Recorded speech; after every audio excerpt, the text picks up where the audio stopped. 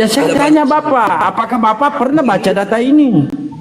Begini Pak, supaya saya jawab, Bapak baca kitanya. Bukan begini Pak. Kenapa sih kalian ini ketika ditanya mau profesor, jemaat, ditanya kok Baca begini? dulu Pak, baca dulu ayat. Itu Matius 12, 15 dan seterusnya dengan judul perikop Yesus hamba Tuhan. Bahkan di Kisah Para Rasul 13 di situ Yesus dikatakan hamba. Iya, Nah, baca, ketika Pak. Yesus menjadi hamba, siapakah Tuhan?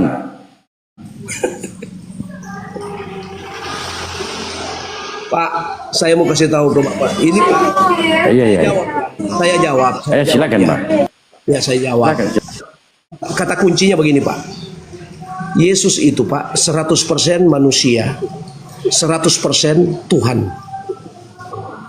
Datanya di mana itu? Yesus 100% manusia, 100% Tuhan. Datanya di mana? Di Alkitab itu Pak, kurang Bapak yang tidak tahu. Wah, saya sudah baca mulai dari Kejadian, Keluaran, Keluarin, Ulangan, Bilangan, dibilangin sampai ke Wahyu, nggak ada saya temukan itu, Bang. Bapak mau diskusi dengan saya tidak? Dari tadi kita sudah. Anda tidak pernah diskusi di sini, abangku. Abang ini nggak pernah diskusi. Kami mengajarin Anda data-data yang tercatat di dalam Bible yang tidak pernah Anda ajarkan di gereja. Gitu loh. Jadi Pak, saya mau kasih tahu Yesus itu. Bagaimana mau kasih tahu saya? Ini saya gurunya pendeta loh. Gimana Bapak ini? Bapak mau berdiskusi enggak? Saya keluar ini. Bapak gurumu Bapak ini saya loh gurumu. Bang Dalbo. Bilang aja kau mau keluar. Dari tadi kau alibi aja kau. Diskusi ayo, sabar. Ayo. Beliau ini orang ini loh. Saya kasih tahu, naturnya Yesus itu ada dua, natur manusia dan natur Tuhan. Lalu Anda mau cari tahu lagi di mana datanya? Ini udah mau dikelas. Oke, enggak. Saya nggak tanyakan itu lagi ya. Oke. I'm sorry, saya nggak nanya lagi itu. Nah, ketika Yesus menjadi natur manusia, siapakah Tuhan? Ya dia sendiri.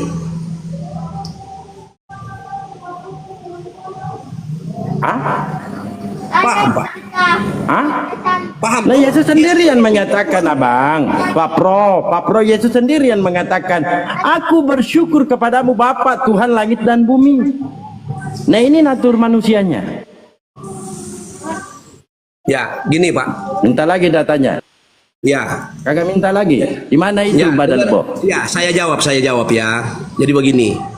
Kan. Yesus itu Pak, ketika dia dalam kondisi sebagai manusia, ketika dia lagi mengatakan kepada orang banyak bahwa saya Tuhan, kira-kira Pak, menurut Bapak dia mau diapakan? Pasti dia dirajam dengan segala macam kan? Kalau memang dia Tuhan beneran Pak, pasti manusia ketakutan, mati semua manusia kalau Tuhan beneran. Nah, karena dia Tuhan-Tuhanan, maka dia dipaku. Iya, jadi sudah kalau begini Pak, mentok kita bicara Pak. Berarti Bapak tidak mau merespon. Aneh-aneh bahasa Bapak. Masa Yang Tuhan mengaku Tuhan, ketika dia mengaku Tuhan akan dirajam. Aneh ini. Masa Tuhan dirajam? Iya, pada waktu dia masih hidup. Bang Dalbo, beliau ini profesor loh, sabar. Dengar dulu. Pada Lanjut. waktu dia manusia, Pak. Pada waktu dia manusia, enggak mungkin kan dia bilang, "Woi, sini saya Tuhan." Kan enggak mungkin, Pak. Yesus juga tahu aturan. Nah, betul. Setuju, Pak. Dia berada di lingkungan Yahudi, Pak. Yahudi ini kan tahu orang-orang yang keras kepala dengan segala macam. Oh iya. Kritik dan segala macam. Jadi kalau dia mau menyebut dia Tuhan, Pak. Oh iya, akan muncul sebuah permasalahan. Iya, masuk akal saya ini. Iya betul Pak. Jadi Yesus ini dia tidak mau mengaku Tuhan, takut dirajam ya. Bukan takut dirajam. Jadi apa sih sebenarnya ini? Dia bukan takut dirajam Pak. Yesus mau di percobaan pembunuhan Yesus itu sudah berulang kali Pak. Mungkin 2000-an kali pada waktu itu. Tetapi tidak pernah berhasil. Kenapa? Dia mengatakan kepada murid-muridnya, waktuku belum tiba. Kalau waktunya belum tiba untuk karena Yesus datang Pak untuk mati. Bapak harus paham ini. Jadi Yesus datang ini di bumi ini, Bang. Iya Pak Pro. Jadi Yesus datang di bumi ini untuk mati, Bang. Begitu. Iya, betul Pak. Jadi siapa yang membunuh Yesus ini, Bang? Pak, Siapa yang Yohanes bunuh 3 dia? Yohanes 13. Iya ya, Bang. Yohanes 3 Jadi ayat siapa 16 yang membunuh Yesus ini, Bang? Pak, nanti saya jawab. Yohanes 3 Oh, oke, ayat oke, oke, oke. Yohanes 3 ayat 16 berkata, karena begitu besar kasih Allah akan dunia ini, sehingga ia mengaruniakan anaknya yang tunggal, supaya setiap orang yang percaya kepadanya tidak binasa, melainkan beroleh hidup yang kekal. Jadi misi Yesus datang ke dalam dunia ini, Pak, bukan misi mau umur panjang, Pak. Dia misinya cuma memang mau mati. Yang bunuh dia Mau siapa, mati untuk Bang? siapa, Pak? Mau mati untuk kita semua, manusia. Iya, untuk kita semua. Termasuk Bapak. Iya, termasuk Dalbo, ya termasuk Dalbo, nggak apa-apa. Iya, Bapak dan Jadi saya. Yesus termasuk. ini yang bunuh Yesus ini siapa, Bang? Kalau berbicara yang bunuh Yesus itu, Pak, saya sudah ulang. Yesus itu sebenarnya tidak bisa dibunuh, Pak. Lalu Tetapi karena waktunya sudah tiba, maka kehendaknya dia itulah yang akan membuat akhir dari semua misi perjalanan dia selama dia ada di dalam dunia. Begitu. sebenarnya Yesus ini bunuh diri atau dibunuh, Bang? Dia disalib, Pak. Bapak jangan pura-pura bodoh, Pak. Jadi Yesus itu jelas-jelas disalib. Dia disalib karena menurut tuduhan bahwa dia beginilah, dia mengaku nabi dengan segala macam. Tapi bukan masalah itu, Pak. Yesus itu sebenarnya datang ke dunia itu untuk memati, bukan untuk hidup. Untuk mau mati. Yang bunuh dia siapa? Iya, kita. yang bunuh Dia mau Yesus mati. itu siapa? Yang bunuh Yesus siapa? Dia sendiri yang mau mati. Udah dijelasin sama Pak Pendeta. Dia sendiri Berarti yang mau mati. kan dia tolak semua masalahnya, Bunda. Saya katakan berarti Yesus datang di bumi ini mau bunuh diri. Dia tolak Salah. dibunuh Jangan- oleh Allah juga. Mana yang harus kita begitu, ikut ini? Nggak begitu, Pak. Maksudnya misi kan sudah bilang apa DP nama Yohanes 3 ayat 16 tadi. Karena Tuhan mengasihi manusia. Kita ini kan manusia ketika waktu Yesus belum ada, Pak. Ini di 450 tahun undur ke belakang, Pak. Manusia, kalau kita belajar sejarah, manusia itu krisis iman, Pak. Mencari-cari Tuhan, tidak ditemui, Pak. Di sana mereka bilang ada Mesias. Setelah mereka pergi, Iya, Bang. Izin dulu, Bang. Saya mau beli rokok ini. Tuhan Kalau mengasihi manusia. kalau Abang, sabar. Saya mau sapa-sapa dulu. Assalamualaikum, Bang Kores. Sebelum saya beli rokok ya. Seandainya saya hadir pada saat ya wisuda, saya keluarkan Bapak jadi mahasiswa saya. Jujur. Bapak ini aneh nih. Apa itu, Bang? Apa itu ributkan? ya itu artinya. Assalamualaikum, Bang Kores. Bang Kores. Assalamualaikum. Polkot, Kristen Muslim, Polkot. Muslim. Oh, Muslim. Jadi Gue baru beli kantor pedo nih. jadi gitu ya, Pak ya. Bapak seorang profesor, S3, dan seorang pendeta. Mantap juga ilmunya. Ya, Tapi saya begini. tidak sedang, maaf ya, saya tidak sedang mau membuat orang-orang yang ada di dalam harus Kristen. Ya, Bukan. betul Pak. Saya Karena cuma gini, menyampaikan yang fakta-fakta yang sebenarnya. bentar Pak. Oke Pak. Karena gini Pak, kami hargai karena yang biasa naik itu yang ya taruhlah jemaat-jemaat aja Pak ya, yang saya rasa pengetahuannya tentang Bible belum mumpuni kayak Bapak. Jadi kami senang ada Bapak ini bisa memberi pencerahan kan. Penjelasannya bisa kami tangkap lah. Beda yang mereka-mereka yang masih jemaat itu kan belum terpaham. Nah, gimana Bang Kores mau diskusi dengan Pak Pendeta ini, Bang Pera? Bang Pera kan Bang Dalbo dia beli dulu ini. Bang Handi. Oke. Gini Pak. Kalau Yesus memang datang ke bumi untuk mati, ya betul ya. Kalau nggak mau mati ya nggak usah datang ke bumi, gitu ya Pak ya. Karena dia mau mati, maka dia datang ke bumi. Itu pernyataan ku dengar jadi salah satu pendeta pun begitu. Bahwa Yesus itu datang ke bumi karena dia mau mati. Begitu katanya. Kalau nggak mau mati, ya nggak usah datang ke bumi. Ya, gitu Pak. Benar Bapak juga seperti itu pernyataannya. Masalahnya begini Pak ya. kalau Tuhan itu datang ke bumi untuk sebagai suatu pengampunan untuk karya keselamatan, apakah menurut Bapak Tuhan itu tidak ada kuasa? Misalnya, nggak usahlah dia turun ke bumi, nggak usahlah dia turun ke bumi untuk mati. Bisa mengampuni dosa karena punya kuasa. Silakan, gimana itu Pak?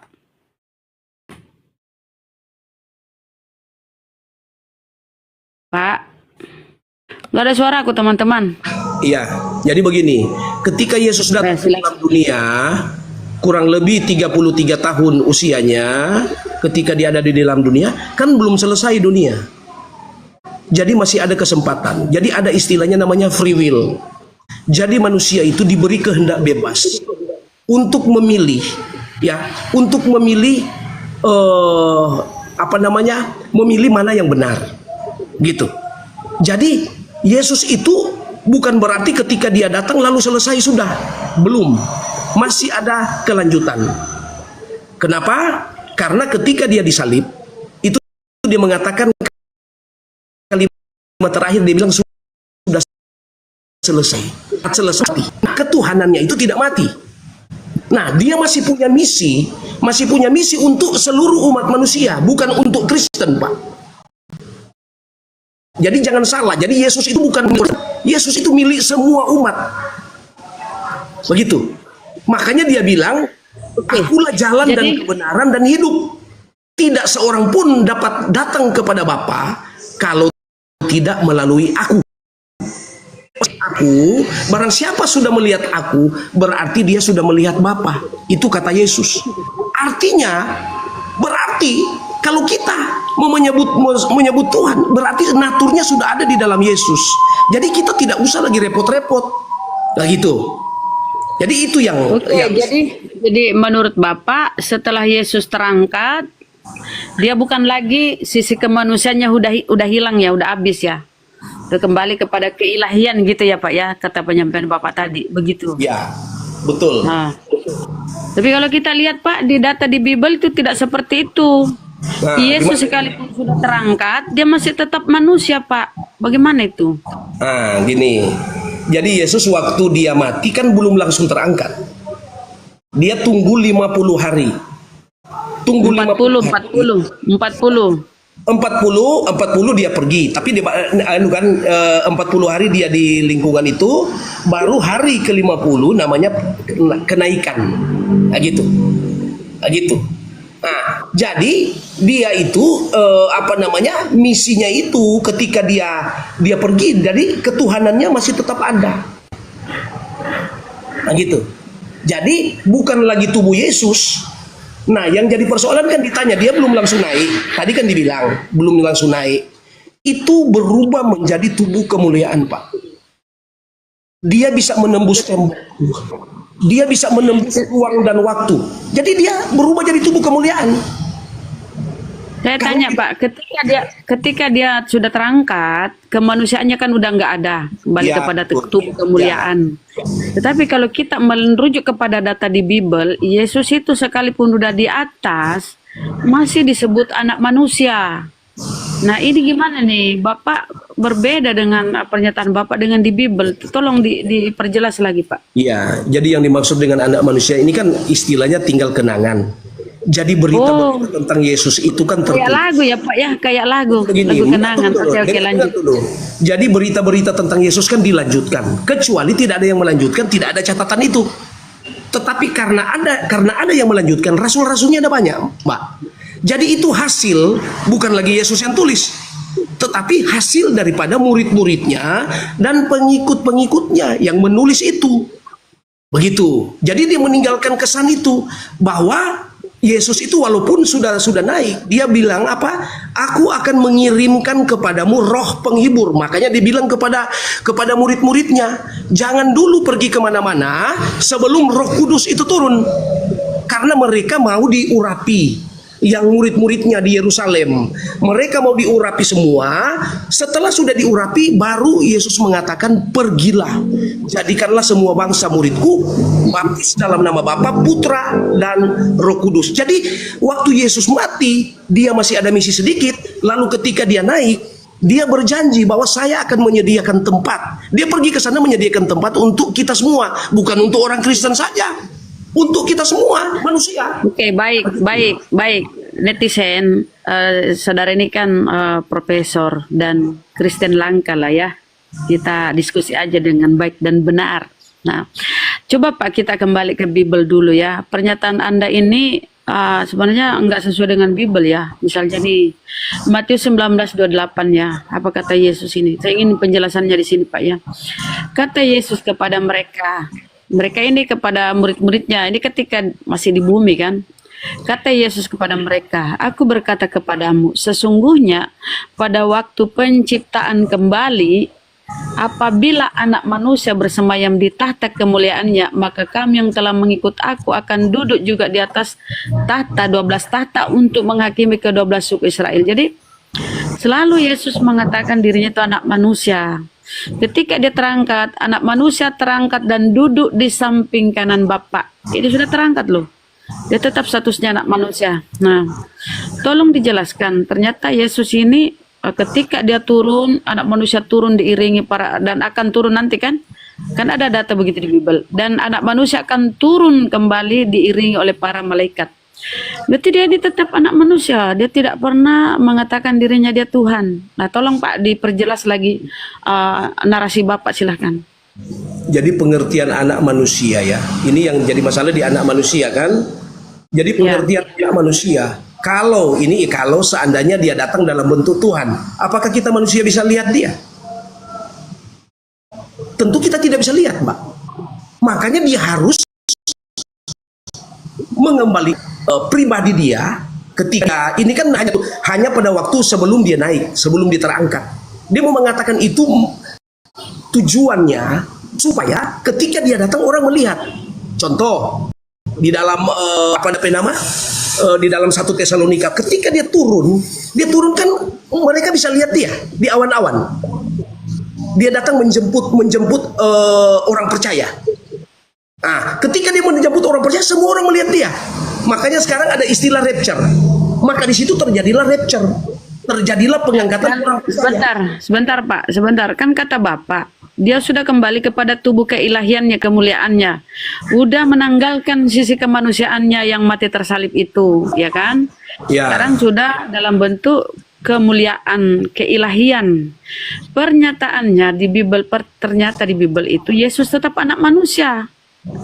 Seandainya di Bible tertulis bahwa ya Tuhan duduk di samping kanan Allah Bapa atau apakah segala macam lah di situ ya, atau Tuhan duduk di samping Tuhan, bolehlah itu kalau dia menyatakan di situ dia Tuhan, tapi tetap anak manusia. Anak manusia akan turun kembali diiringi oleh para malaikatnya. Jadi apapun narasi Anda ya, jadi aku gini ya Pak ya, bersekolah sampai S3 sampai profesor itu ternyata bukan supaya pinter Pak ya. Karena sama aja ku dengar, ku tengok kita diskusi sekian menit ini sama aja dengan jemaat-jemaat yang lain. Anda nggak lebih dari mereka ya. Tetap muter-muter nggak sesuai apa yang ada di data di Bible. Karena Anda kurasa bersekolah ST, S apa itu sampai S3 bukan untuk memahami Bible, tetapi untuk lebih pandai memutarbalikkan data-data di Bible. Nah, kita akan tanya baik-baik. Ketika Yesus terangkat, Anda bilang, itu sudah tubuh kemuliaan, kembali kepada keilahiannya. Tapi fakta data di Bible, Yesus itu tidak pernah menjadi ilahi ketika dia terangkat. Dia turun kembali nanti, ya, dan tetap anak manusia akan turun kembali diiringi para malaikat. Anak manusia loh Pak. Jadi begitu Pak ya. Nah oke, itu iman Anda ya, terserah. Tapi saya ingin kembali sedikit, karena ini akan berputar-putar. Karena ya kembali lagi Anda sekolah bukan untuk murni memahami Bible, tetapi untuk mutar balikkan data-data di Bible ya. Mohon maaf ya Pak ya. Nah kalau kita kembali lagi, Yesus harus turun. Karena kalau dia tidak turun, berarti tidak mati. Kalau dia tidak mau mati, nggak usah turun. Nah, saya ingin bertanya, apakah tidak ada cara lain Tuhan untuk bisa mengampuni manusia? Apakah harus mati di tiang salib dengan cara terkutuk begitu, Pak? Silahkan. Ya, jadi saya ambil dulu pernyataan pertama. Yesus itu tidak akan datang lagi ke dalam dunia dalam rupa anak manusia. Itu kalimat itu coba dengar baik-baik. Kata Yesus kepada mereka, aku berkata kepadamu, ini Yesus yang mengatakan ya, sesungguhnya pada waktu penciptaan kembali. Nah, kita pahami dulu apa yang dimaksudnya penciptaan kembali. Begitu. Jadi tatanan dunia ini ketika rusak, ketika hancur, dunia ini akan hancur dengan benda-benda langit dan segala macam, itu akan menghancurkan bumi. Maka dia bilang sesungguhnya pada waktu penciptaan kembali, apabila anak manusia, Yesus ngomongin penciptaan. dengar dulu Pak, jangan potong.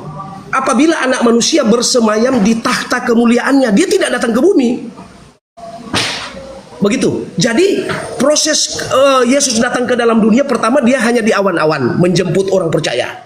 Setelah itu ada satu kali dia menginjakkan kaki ke Bukit Zaitun. Karena memang dia berjanji kepada murid-muridnya, sebagaimana aku terangkat ke surga dalam kondisi seperti ini, saya juga akan turun di tempat yang sama.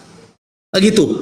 Tetapi dia tidak meninggal, Yesus tidak tinggal lagi ke bumi sebagai manusia. Enggak, bukan itu. Jadi itu kalimat-kalimat yang dipakai oleh para penulis dengan segala pertimbangan-pertimbangan. Ya, bro, Yesus sekarang ini masih anak manusia atau bukan lagi anak manusia?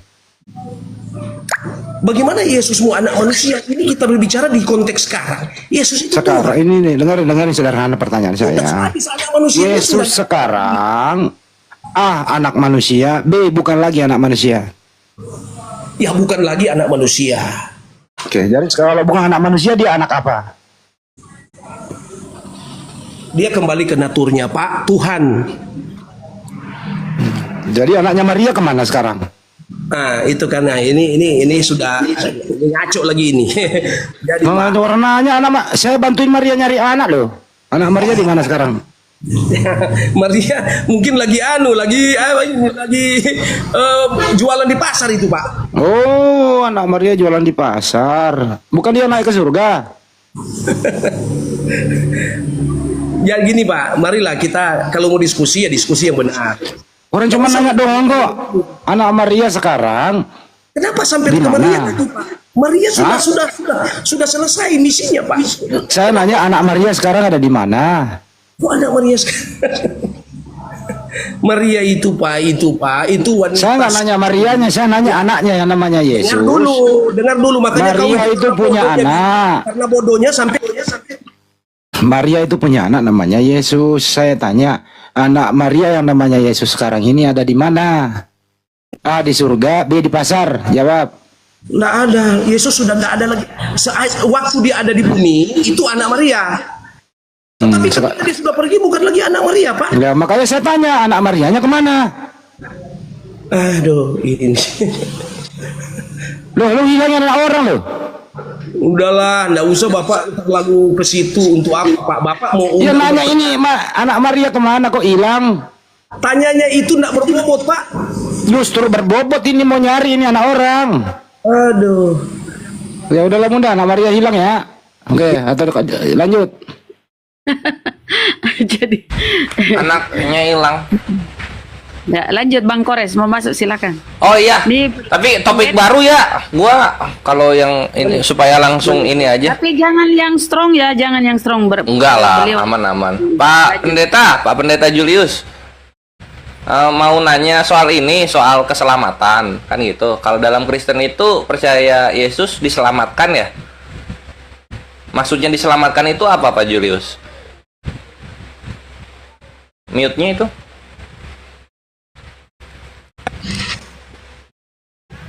Maksudnya diselamatkan.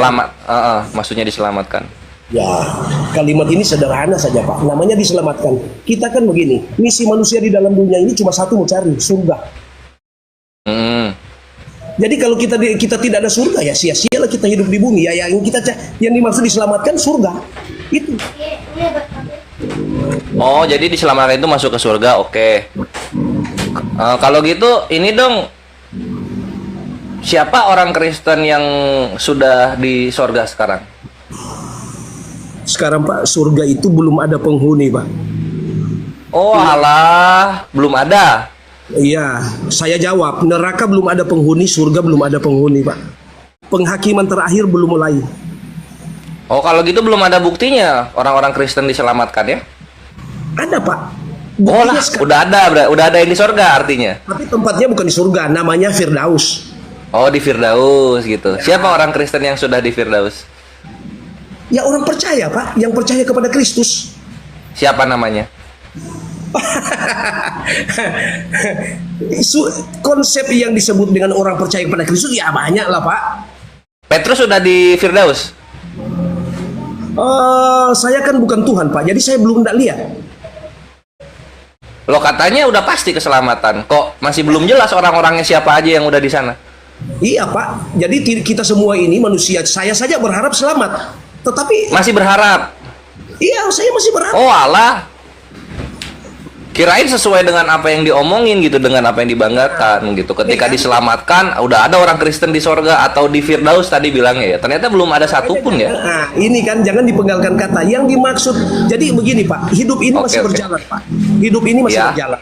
Toh, manusia ini hidup masih dalam bergulat dengan segala sesuatu. Toh, ketika seseorang itu manusia, karena konsepnya manusia kalau dia berbuat sebuah pelanggaran yang begitu besar yang tidak bisa diampuni Pak, pasti ke neraka. Pasti ke neraka. Walaupun percaya Yesus adalah Tuhan dan Juru Selamat. Kalau percaya Yesus itu jaminan untuk sementara Pak. Tapi Oh sementara. Iya, kalau Oke, Bapak, oke. misalnya Bapak Jujur nih, gue suka. dengar Pak, misalnya Bapak Ya. percaya, tetapi tiba-tiba tidak percaya lagi, ya hilang Pak keselamatan. Loh, kalau misalnya kayak gini, percaya, tetapi tiba-tiba bunuh orang, diselamatkan. Ya dihukum. Tapi diselamatkan. Soal diselamatkan itu nanti hasil akhir Pak. Masih belum tahu. Oh alah, siap-siap lah. Nah, dalam kapasitas saya sebagai manusia, Oke, oke. kapasitas saya Nah sebagai itu untuk manusia, kawan-kawan Kristen yang di luaran sana ya, terutama yang suka apa framing Islam ini, dengerin Pak Pendeta bilang gitu, masih belum tahu, masih belum ada yang di sorga atau di Firdaus. Nasib. Boleh pertanyaan selanjutnya Pak Pendeta? boleh. Mantap, mantap. Jadi ada sesuatu yang menarik. Ini nanya serius ya, bukan apa ya, nanya yang nggak berdasar gitu. Ini pakai dasar.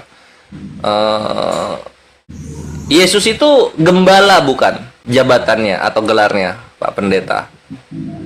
Ya, memang Yesus waktu dia di dunia memang banyak gelar anak manusia, gelar gembala, gelar Mesias, banyak Pak. Dia punya gelar-gelar itu. Oke. Kalau Bapak ini yang pribadi yang pertama ini gembala juga bukan? Pribadi yang pertama maksudnya saya. Bukan Bapak. Allah Bapak. Bapak, Putra, Roh Kudus ya, maksudnya yang Bapak itu. Iya. Iya, bapaknya itu. Nah, kalau bapaknya itu punya gelar gembala juga nggak? Iya, dia punya gelar gembala, Pak. Oh, jadi baik bapak maupun anak sama-sama punya gelar gembala ya? Iya. Gini, saya Oke. terangkan itu gembala, Pak. Jangan Bapak Boleh, salah. silakan. Jangan Bapak sampai salah. Jadi Ya. Bapak itu, Bapak, Putra, Roh Kudus. Jadi Bapak itu, itulah yang bertemu dengan Musa di Gunung Sinai. Yang diberi nama oleh Musa Yod He Waw He. Itulah Bapak. Nah, dialah yang menggembalakan umat Israel 40 tahun di padang gurun dengan tiang awan dan tiang api. Jadi dia menuntun Israel ini seperti domba. Begitu. Jadi ada Oh, tiang mantap. api itu, dia yang menuntun itu. Jadi pantaslah dia kalau disebut juga gembala, walaupun Alkitab tidak menulis gembala. Begitu. Oh, I see. Oke, kalau begitu pertanyaannya ini ada yang dalil yang agak gua bingung Pak Pendeta untuk dibaca. Nah, kita lihat di Matius 26:31. Mungkin bisa dibaca sama-sama Pak Pendeta. Di sini dikatakan begini di Matius 26:31. Maka berkatalah Yesus kepada mereka, "Malam ini kamu semua akan tergoncang imanmu karena aku." Ini karena Yesus maksudnya ya Pak? Ya. Oke. Sebab pada tertulis, aku akan membunuh gembala dan kawanan domba itu akan tercerai-berai. Nah, di sini aku ini siapa yang membunuh Bapak dan Yesus? Jadi itu kalimat itu, Pak, Sebentar Ya. Pak, saya kebetulan saya mau ambil Alkitab dulu Pak. Nah, boleh boleh. Dari situ saya agak bingung gitu. Karena Bapak dan Yesus gembala. Lah, aku di sini siapa kok bisa ngebunuh gembala ini? Gitu. Ya sebentar ya kawan-kawan, Pak Pendetanya ke perpus dulu.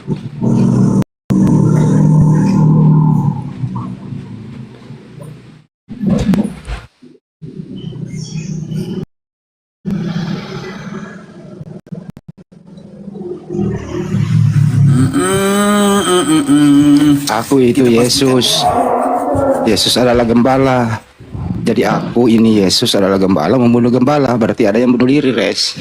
Oh alah. Itu bisa.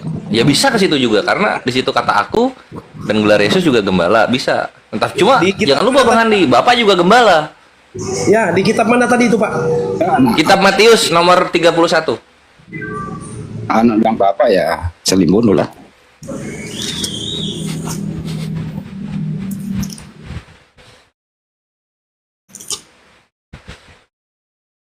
Matius berapa Pak? Matius 26 nomornya 31. Nomor 31. Sesudah apa ini? Sesudah mengolok-olok dia, mereka meninggalkan jubah itu. Itu maksudnya Pak. Daripadanya dan mengenakan pula pakaiannya. Itu apa itu? Matius Pak. Matius 20 26.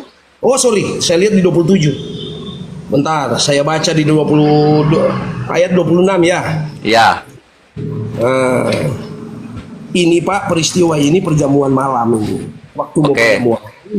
Dan ketika mereka sedang makan, Yesus mengambil roti, mengucap berkat, memecah-mecahkannya, lalu memberikannya kepada murid-muridnya dan berkata, ambillah, makanlah, inilah tubuhku. Sampai ayat berapa Pak? 31 yang jadi pertanyaannya. Yang jadi pertanyaan di ayat 31.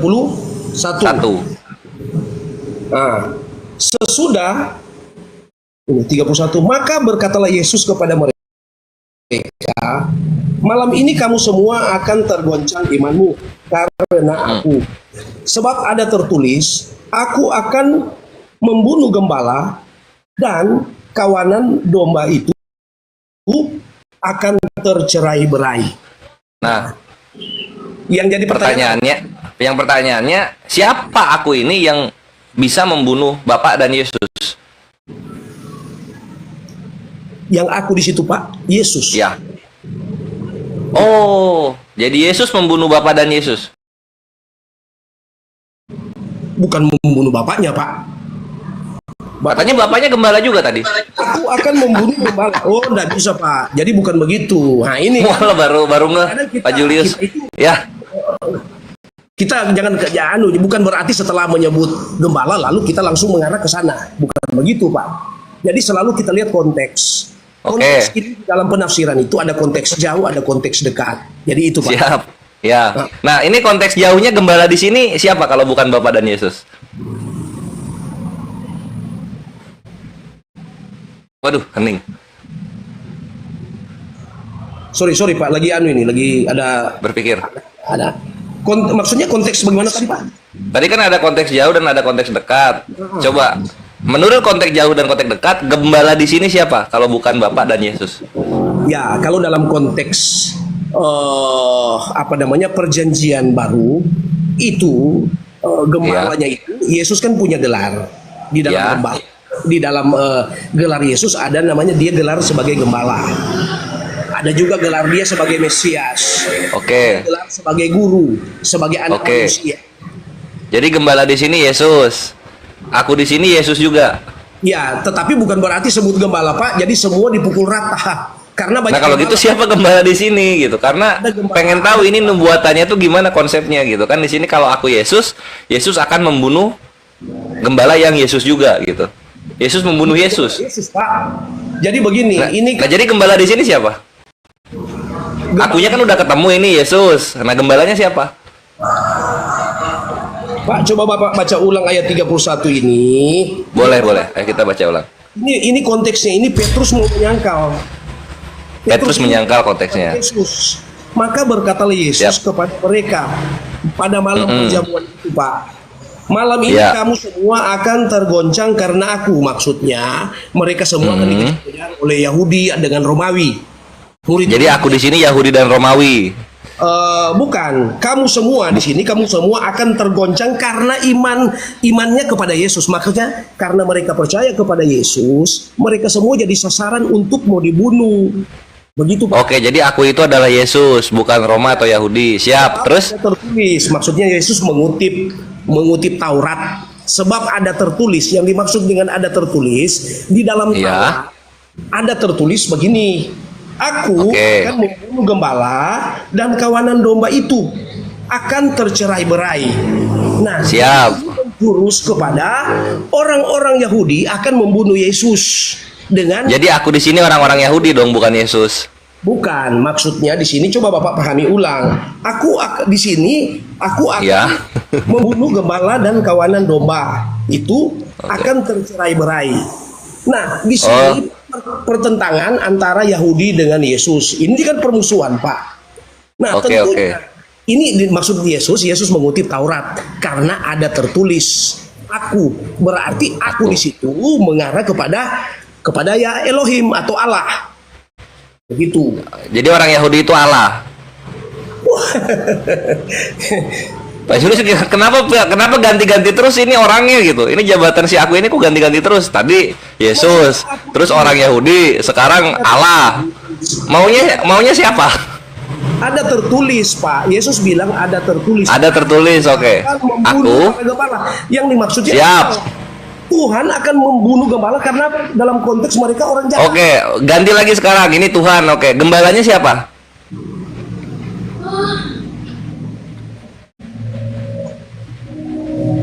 Waduh, terdiam lagi. Iya, yang Bapak maksud gembala yang di mana ini, Pak? Yang di sini dong, masa kita mau lari ke kejadian 1? Yang di sini. Iya, yang gembala di sini. Aku akan membunuh gembala ini yang dimaksud ini, Pak. Saya sudah bilang tadi orang Yahudi, Pak. Jadi ada petunjuk. Oh, jadi Tuhan akan membunuh orang-orang Yahudi gitu maksudnya ya? Ya boleh dikata Yahudi karena Yahudi adalah musuh Yesus. Mereka memusuhi Yesus. Oh, berarti oke, kalau gitu ada 3 gembala ya, ada Bapa, ada Yesus dan orang-orang Yahudi. Banyak juga gembala di sini. Ya, kan ada gembala domba, ada gembala manusia, kan banyak gembala, Pak. Gitu. Oke, nah sekarang boleh ditunjukkan kapan Tuhan ini membunuh Yahudi-Yahudi yang gembala ini? Saya ulang, Pak, ya. Di situ dia bilang Yesus mengatakan kepada murid-muridnya ada tertulis. Iya. Nubuatan yang disampaikan oleh para nabi bahwa ada tertulis aku akan. Nah, di situ aku itu adalah Tuhan. Tuhan akan. Akunya Tuhan ya. Oke, bukan Yesus, bukan Yahudi, tapi Tuhan. Siap. Allah akan menghukum para gembala. Begitu ya. Orang-orang Israel ini. Begitu. Nah itu, nah udah kejadian? Udah kejadian belum? Ya, saya belum mendapat berita yang apakah itu kejadian terjadi atau tidak. Saya tidak bisa. Oh malah gitu ya. Berarti setelah sekian banyak cari yang cocok, aku di sini siapa dan gembala di sini siapa, maka yang paling enak itu aku di sini Tuhan, gembalanya adalah Yahudi ya. Bukan Bapak, bukan Yesus. Tapi ini nubuatannya belum tahu kejadian atau enggak. Gitu ya Pak Julius ya? Bukan belum tahu. Saya pribadi. Ya. Kan Bapak tanya tadi apakah kejadian? Masalahnya ya? Tidak lihat, Pak. Karena kan kalau kita lihat cerita dari Matius sampai Wahyu itu kan Yahudi yang membunuh Yesus, bukan Tuhan membunuh Yahudi kayak gitu kan? Nah, kan Bapak tanya tadi sudah kejadian belum? Nah, masalah gitu. Nah, kalau misalnya konsepnya ini Tuhan membunuh Yahudi, kapan ini Tuhan menyalibkan orang-orang Yahudi kayak gitu? Atau gimana konsepnya?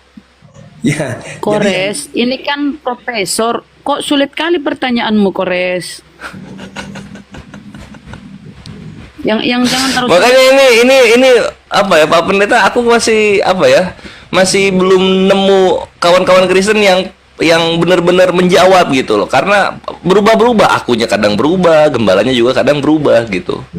Kayak gitu. Jadi dia punya kata kunci di situ, Pak. Di situ. Ya. Karena ada tertulis. Itu kata kuncinya, Pak. Nah, karena ada tertulis. Apa Siap. yang dimaksud dengan ada tertulis? Berarti ini ada tertulis, maksudnya nubuatan para nabi tertulis Iya. di Taurat seperti itu. Itu yang Yesus mau menjelaskan. Iya kan. Nah, Yesus maksudnya ngomong kayak gini itu kan artinya akan terjadi atau dia cuma ngomong-ngomong aja? Nah, pasti terjadi, Pak. Cuma kalau Pasti Bapak terjadi. Secara pribadi, saya tidak bukan saksi mata, Pak. Itu kalau tanya ke saya. Oh, jadinya apa ya namanya ya? Tuhan akan membunuh orang-orang Yahudi dan kawanan domba itu akan tercerai-berai, belum tahu kejadiannya kapan gitu.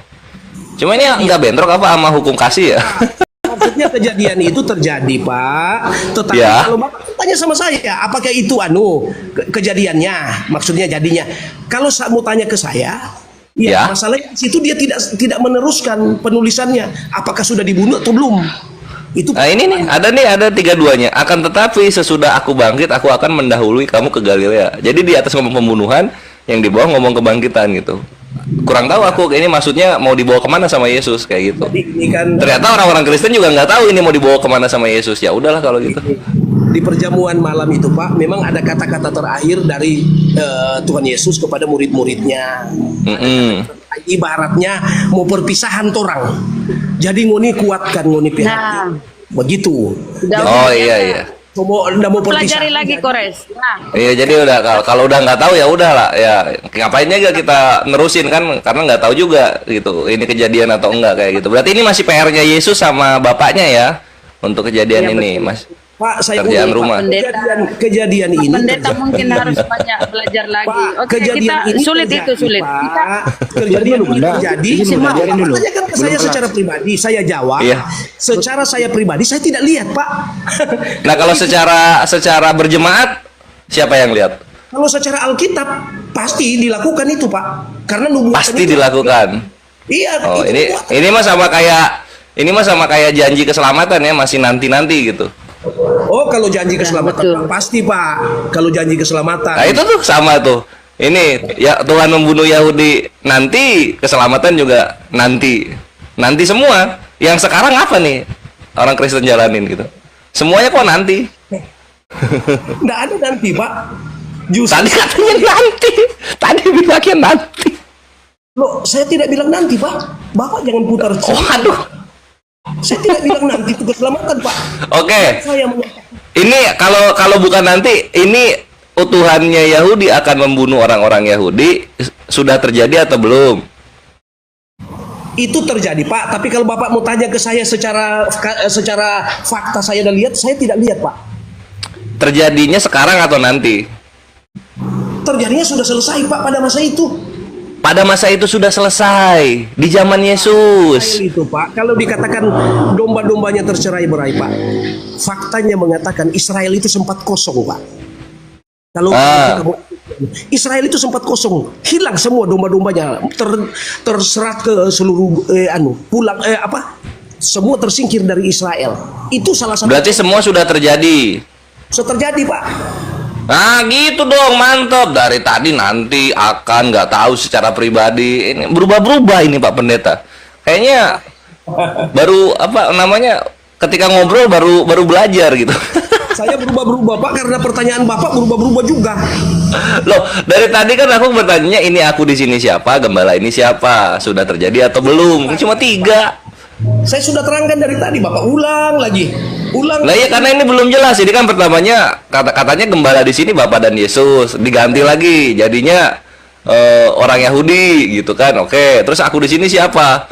Asalnya Yesus, diganti lagi orang Yahudi, diganti lagi Elohim, kan gitu. Revisi terus kayak terjemahannya. Tapi nggak apa-apa, namanya juga kita belajar. Ya, yang saya katakan aku itu, Pak, saya kan bilang tadi Tuhan. Bukan Iya, aku. Tuhan itu kan yang ketiga. Yang pertama kan dibilangnya aku di sini Yesus. Terus diganti yang kedua orang Yahudi. Terus habis itu baru diganti lagi Tuhan. Aduh, enggak, Pak. Sama Bapak mungkin yang keliru. Ini aku kayak apa ya? Aku ini kayak diajak konsili sama Pak Julius ini. Iya, Bapak sudahlah, enggak usah terlalu ke situ.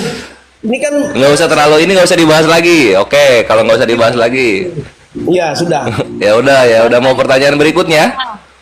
Oh, selanjutnya apalagi yang muda-muda? Kau itu bikin Yang muda-muda.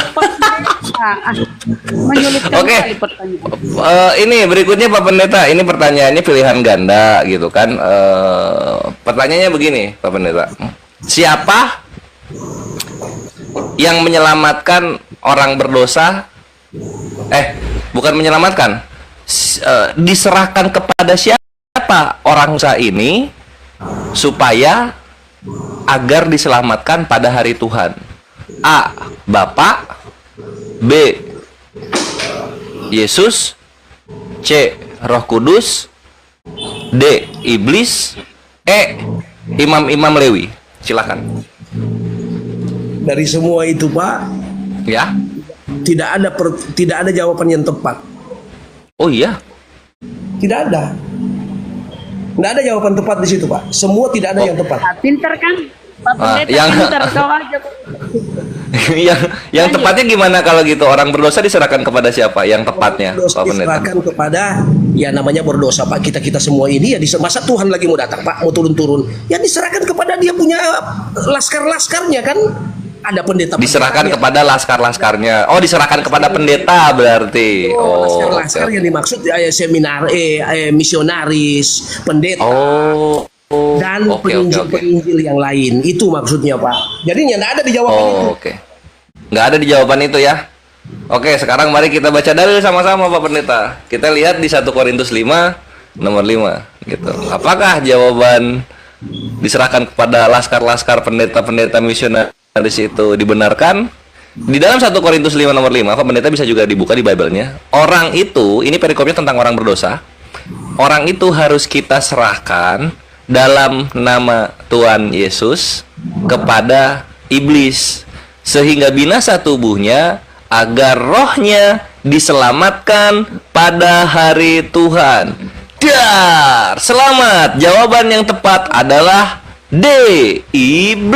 Iblis. Gitu Pak Pendeta. Aduh, Pak Pendeta enggak ini belum baca kali Pak Pendeta. Aduh, jangan Pak, ini kau itu menyulitkan Pak Pendeta. kok. Dengar dulu, Mbak. Bapak bertanya konteks lain, ini konteksnya berbeda, Pak.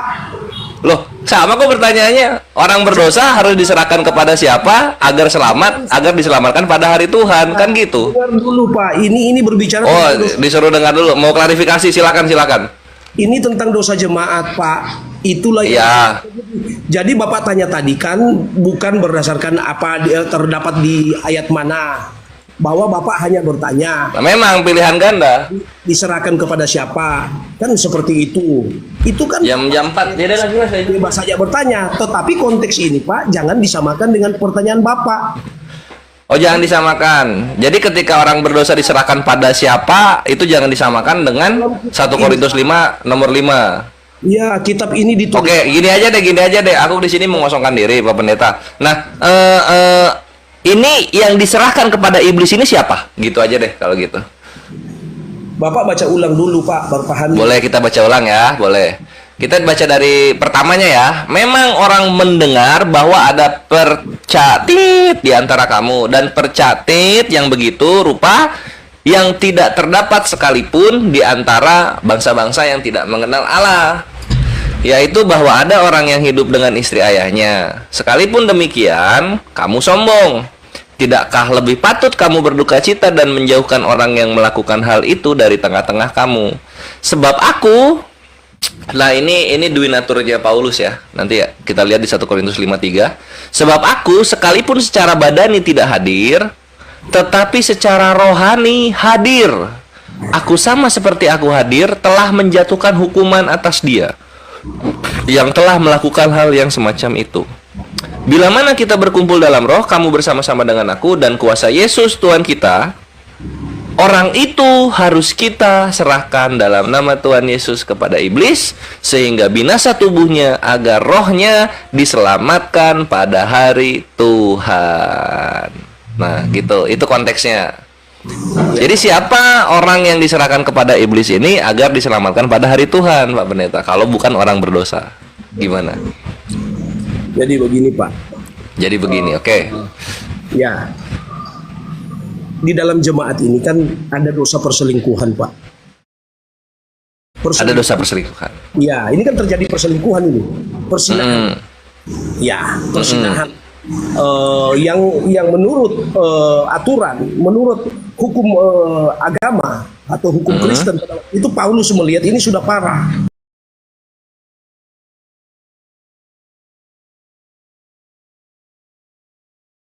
Parah. Nah, ini orang-orang ini sudah ditegur berulang kali. Tetapi mereka tetap melakukan itu, Pak. Maka Paulus mengatakan, orang ini kita serahkan di dalam nama Yesus kepada iblis. Bapak tahu nggak iblis? Iblis itu yang dimaksud iblis itu bukan iblis yang Pak. Maksudnya diserahkan kepada orang-orang yang tidak percaya. Oh, iblis yang berbeda. Bukan iblis yang jatuh dari surga. Bukan. Betul, Pak. Woi, keren banget. Iblis ada 2. Ini iblis yang diserupakan mungkin ini. Ini iblis ada banyak, Pak. Iblisnya ada banyak. Jadi iblis ini ada siapa? Siapa iblis itu? Jadi iblis ini, Pak, itu adalah orang-orang yang tidak percaya, yang pikirannya itu hanya cabul. Tetapi mereka sudah diserahkan, dihukum di dalam nama Yesus, lalu diserahkan kepada iblis. Tapi iblis yang dimaksud iblis ini, Pak, jangan kita berpikir bahwa iblis yang bukan. Maksudnya iblis ini adalah orang-orang yang memang cinta dengan dosa. Oh, cinta dengan dosa. Jadi orang-orang pendosa gitulah ya. Diserahin ke rumah bordil gitu. Bukan juga. Lo kemana dong diserahinnya? Ini orang-orang berdosa nongkrongnya di mana emang? Ya kalau diserahin kan terlalu kasar, Pak, kan begitu. Oh, yang nggak terlalu kasar, Pak, rumah prostitusi. Ya pokoknya itu dia sudah menjalani dulu hukuman. Begitu hukuman secara Kristen. Secara Kristen. Oh, jadi gini maksudnya. Ini orang berdosa ini dibawa oleh jemaat Kristen lalu diserahkan ke rumah-rumah yang begitu dalam nama Tuhan Yesus. Dalam nama Tuhan Yesus, saya taruh kamu di rumah ini, gitu. Oh, bukan, salah, Pak. Bukan gitu juga. Salah terus saya, Pak. Yang benarnya gimana sih? Pak, yang Bapak maksud rumah-rumah begitu rumah apa? Rumah-rumah orang pendosa. Bukan. Tadi gitu contohnya tadi, katanya. Orang-orang pendosa emang nongkrongnya di mana? Ya. Ini ngejelasin mau bingung sendiri, Pak Pendeta. Jadi Bapak punya pertanyaan ini, Pak. Sebenarnya pertanyaan dari awal kita lihat Bapak punya pertanyaan mengandung jebakan-jebakan. Kan jadi tinggal tunggu saya salah ngomong, Bapak kutip. Tinggal tunggu saya salah ngomong, Bapak kutip. Begitu, Pak. Ini bukan jebakan, ini memang pure apa ya? Ini gimana, Pak Pendeta? Tendensinya ke situ. Keahliannya Bang Kores itu gitu, Pak. Iya, mengutip salah saya baru dijadikan sebuah pernyataan. Tapi gini, ini untuk harusnya kalau memang Bapak Pendeta ngerti Bible-nya sendiri, nggak salah dong dalam menjelaskan, kan gitu. Betul. Harusnya. Juga, Pak, tetapi kan tidak segampang itu, Pak. Kita menganalisa. Tidak segampang itu. Nah, itu perlu duduk. Kenapa baru dianalisa pas dialog? Kenapa bukan sebelum dialog, Pak Pendeta, supaya nggak kejebak begitu? Buktinya Bapak saya tanya sama saya kan tanya secara mendadak. Orang itu tanya secara mendadak itu, kecuali saya sediakan tema. Nah, itu berarti saya dia oh gitu. Ganti Pak. Oh, jadi jadi udah ya kita drop lagi ya. Itu pertanyaan berikutnya drop lagi ya. Boleh bertanya lagi, Pak Pendeta? Silakan. Keren. Pak Pendeta keren. Siap kalau. Keren. Nah, berikutnya mau bertanya soal ini, Pak Pendeta, soal jadi kalau kita lihat yang gampang, Pak Pendeta ini. Aduh. Itu tadi udah paling gampang, cuma nanya pendapat loh. Cuma nanya pendapat. Pak Pendeta ini belum ini semua. Ada nggak yang hadir di sini orang Kristen? Kenapa, Pak? Baru 2 pertanyaan. Baru 2. Jangan cepat nyerah, Pak. Jangan cepat nyerah. Jadikanlah semua bangsa Kristen yang hadir ini. Bentar, aku naikkan dulu. Aku cari, Pak. Aku cari. Butuh bantuan enggak, Pak? Naikkan Masa dulu butuh satu bantuan? orang Kristen, 2 orang Kristen. Saya capek menjawab terus. Oh gitu ya. Kita cari ya. Ayo teman-teman Kristen. Pak Pendeta. Nah, turunin saya turun. Baikkan order. Siap, saudara. Oke, kita cari ya, Bang Zul dibawa dulu. Pak Pendeta butuh